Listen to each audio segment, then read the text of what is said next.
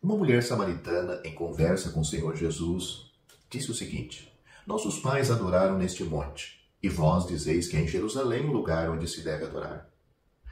O que ela estava dizendo, essencialmente, era: aquela é a sua religião, e esta é a minha. Disse-lhe Jesus: mulher, crê-me que a hora vem em que nem neste monte, nem em Jerusalém adorareis o Pai. Vós adorais o que não sabeis. Nós adoramos o que sabemos, porque a salvação vem dos judeus. Mas a hora vem, e agora é, em que os verdadeiros adoradores adorarão o Pai em espírito e em verdade, porque o Pai procura a tais que assim o adorem. Deus é espírito, e importa que os que o adorem em espírito e em verdade.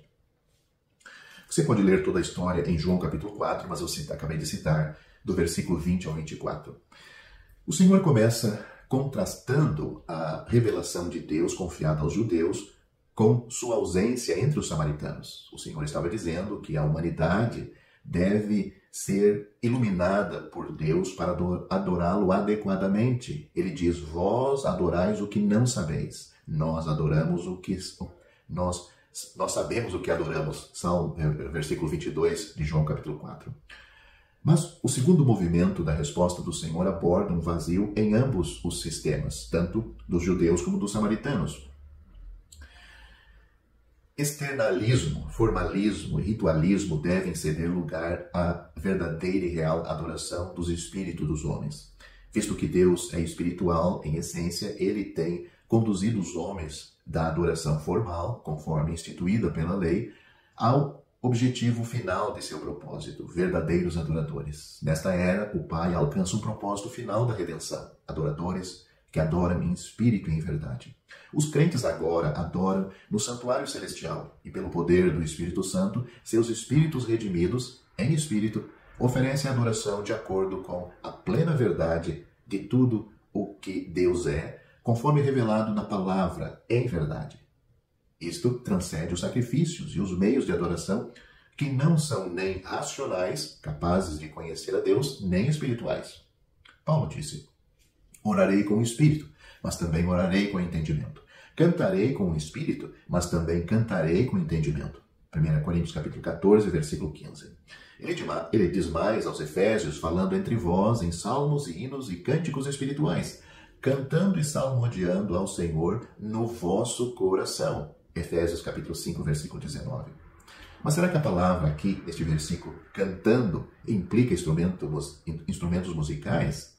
Cantando é a tradução da palavra grega psalo, usada 5 vezes no Novo Testamento e traduzida como cantar, salmodiar ou fazer melodia. O substantivo traduzido como salmo, no grego, psalmos, vem desse verbo. O excelente dicionário bíblico Vine dá o significado como principalmente contrair-se, vibrar, depois tocar um instrumento de cordas com os dedos. E ele acrescenta que significa, no Novo Testamento, cantar um hino, cantar louvores. Da mesma forma, outro dicionário bíblico chamado Vicente afirma: o verbo, no entanto, é usado no Novo Testamento para cantar louvores em geral. A derivação de uma palavra acrescenta cor ao significado, mas não define a palavra.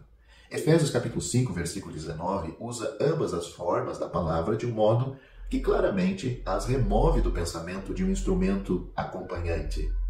O substantivo salmos está ligado à fala e não à música. Paulo diz: falando entre vós ou entre si em salmos. O verbo cantar não pode envolver música instrumental ou instrumentos musicais, pois Paulo diz: fazendo melodia em vosso coração, ou em vossos corações, ou em seu coração.